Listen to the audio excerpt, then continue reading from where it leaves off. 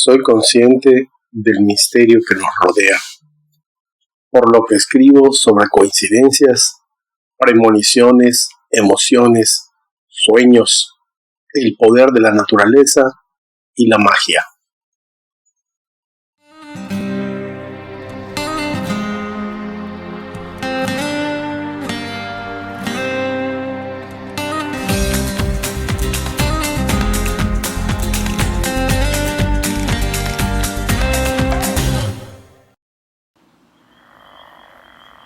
Bienvenidos todos y gracias por escucharnos.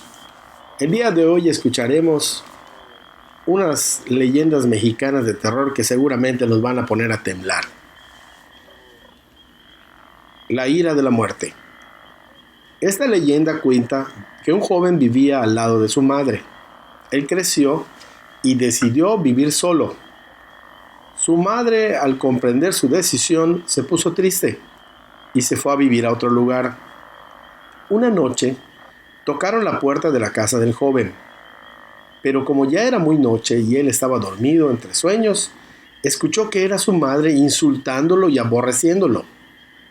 Al día siguiente, el hombre fue a preguntarle a su mamá del por qué se había comportado así, llevándose la sorpresa de que su mamá no había sido.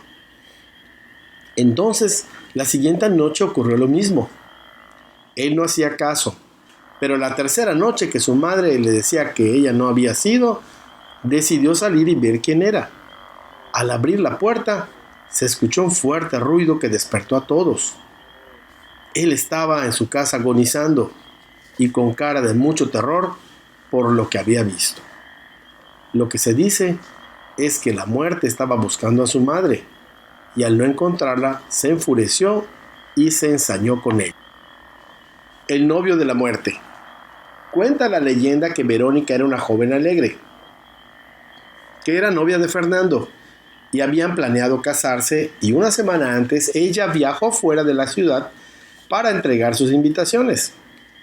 Cuando llegó el día del matrimonio, ella no estaba en la ciudad, se encontraba de viaje, pero decidió vestirse ahí y llegar de frente al matrimonio.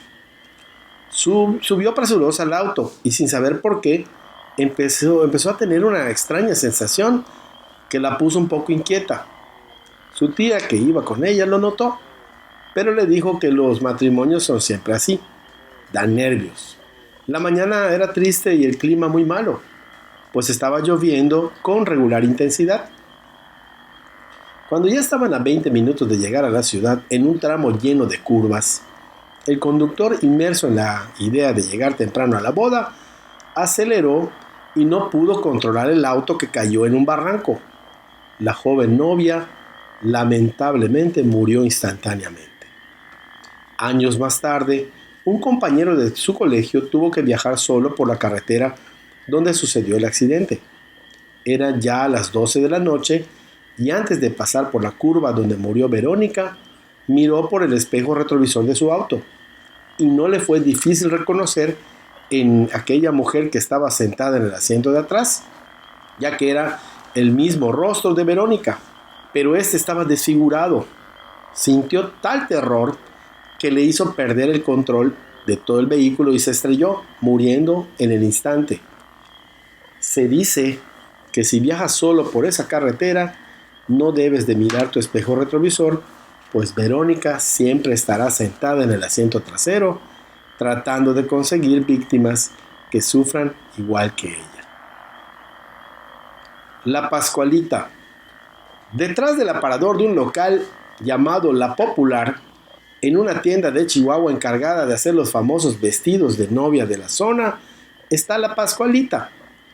El maniquí permanece ahí desde 1930, cuando la dueña la adquirió luego de llegar de Francia, porque además de ser sumamente bella y de aspecto realista, se parecía bastante a su hermana y a ella. Según se cuenta, desde el primer día en que la novia de cera estuvo en La Popular, tuvo mucho éxito entre los transeúntes, puesto que era distinta a los demás maniquís de la época.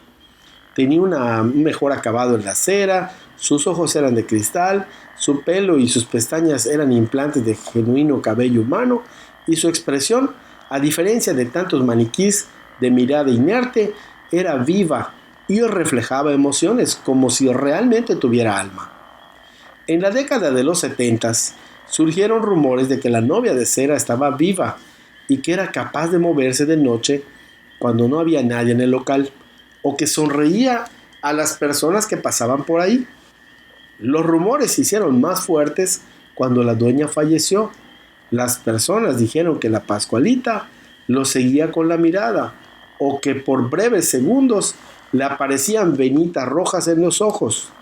Algunas empleadas renunciaron porque la vieron llorar o moverse, y otras se negaban a vestirla, porque supuestamente le aparecían venas verdosas en las piernas, que posteriormente desaparecían. El ánima de Anacahuita.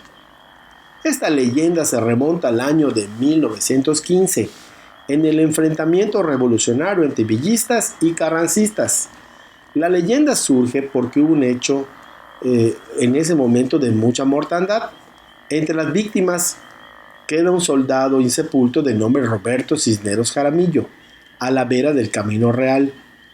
Como en aquel entonces se movilizaba casi todo por ferrocarril, resulta que un carretero que se desplazaba a los demás ranchos de su carreta se atasca con su medio de transporte en el cruce ferroviario. Él entonces se encomienda al ánima para que le ayude a sacar la carreta con sus animales antes de que llegue el tren, y promete dar sepultura a los cadáveres de los soldados que habían quedado a flor de tierra.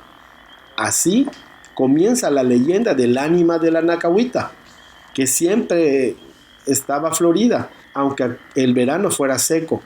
El carretero hizo la tumba de piedra del soldado que había quedado insepulto. Pasó el tiempo, 20, 30, 40 años, y a la tumba se le hace un altar muy rudimentario. Actualmente el árbol no existe, pero sí la capilla donde se venera a aquel soldado. El charro negro. Esta leyenda comienza con Adela, quien era una joven despreocupada para su época. Mientras las mujeres permanecían en casa atendiendo a los hombres de su familia, ella prefería la vida sin compromisos. Vagaba ya entrada la noche en quién sabe dónde, a pesar de la preocupación de sus padres. Una de tantas noches se encontró en su camino con un hombre alto, de aspecto elegante, de impecable traje negro, compuesto por una chaqueta corta, una camisa, pantalón ajustado y un sombrero de ala ancha. Circulaba al lomo de un caballo enorme, de color azabache, que impresionó a la joven al instante por su gran porte, mirada elocuente y palabras cálidas. Tras una amable conversación, Adela aceptó aligerar el viaje y consintió en montar al caballo. En el justo instante en que ella estuvo al lomo del animal, este animal creció al doble de su tamaño, ardiendo en llamas. Le impidió el escape. Al escuchar los gritos de espanto de la joven, algunos salieron en su auxilio, solo para darse cuenta de que ella era ya propiedad del diablo, que en forma de charro negro cabalgaba todas las noches por los alrededores de la Ciudad de México en busca de un alma incauta para llevar a sus dominios. Por ella no pudo hacerse nada, solo la vieron arder en llamas sobre el caballo, ahogándose en sus propios gritos de dolor y desesperación. La mujer de negro del panteón. En la espesura de un cementerio local, ocultándose en la oscuridad, acecha una mujer de mediana estatura, figura esbelta y vestida de negro. Su nombre, María Eugenia. Según lo que dicen los relatos, esta mujer vestida de negro es una especie de ente, o alma en pena, o demonio, que toma la forma casi como la de un humano, pero con la diferencia de sus grandes extremidades. Se dice que jamás puede ser visto su rostro. En un principio, se creyó que esta mujer era el producto de la imaginación de las personas que visitaban el Panteón de los San Juanes en 1894, cuando empezó a aparecer, y por lo tanto esa visión se ignoró por completo. Pero esto cobró relevancia cuando en el año de 1974, María Eugenia había dejado de ser un producto de la imaginación para convertirse en un verdadero terror. Cuando muchas personas dijeron sentirse perseguidas por ella, cuando visitaban el panteón. Además, decían que en la cripta donde ella estaba sepultada se escuchaban de vez en vez gritos y llantos que cubrían todo el camposanto. Se dice que cuando María Eugenia hacía su presencia, tenía la firme intención de llevárselos al más allá, siendo un mal presagio para cualquiera que la vea. No es casualidad que los relatos de sus apariciones sean muy cercanos a la noticia de la muerte de algunas personas. Así lo corroboran algunos documentos y periódicos de la época.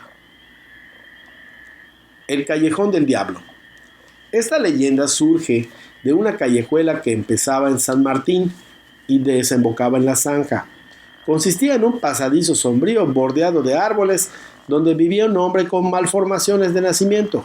Este hombre, aprovechándose que la gente tenía miedo de pasar por ahí de noche, asustaba a los pobres que se atrevían a cruzar, haciéndose pasar por el diablo encendiendo cartuchos de azufre. La gente, muy creyente, para evitar que el diablo entrara a la ciudad, le empezó a poner monedas de oro y joyas, hasta que 2 pescadores lo descubrieron una noche y lo espantaron cuando le quemaron las posaderas con un carbón al rojo vivo, lo que después hizo el hombre que enfermara, y para mitigar sus culpas tuvo que donar una buena cantidad de joyas a una institución para pobres. El Callejón del Muerto.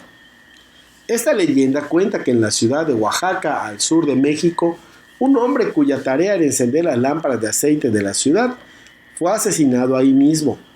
Había concluido su labor, pero enseguida se percató de que faltaba encender una, por lo que volvió, y justo antes de volver a casa, murió misteriosamente. Y desde entonces dice la leyenda que su alma se aparece después de las 9 de la noche para recorrer el callejón de las lámparas de aceite. Esta es una de las leyendas de México con unos orígenes más recientes, pero no por eso deja de formar parte de la cultura popular de la región. Muchas gracias y como siempre les deseo mucha salud y éxito. Hasta la próxima.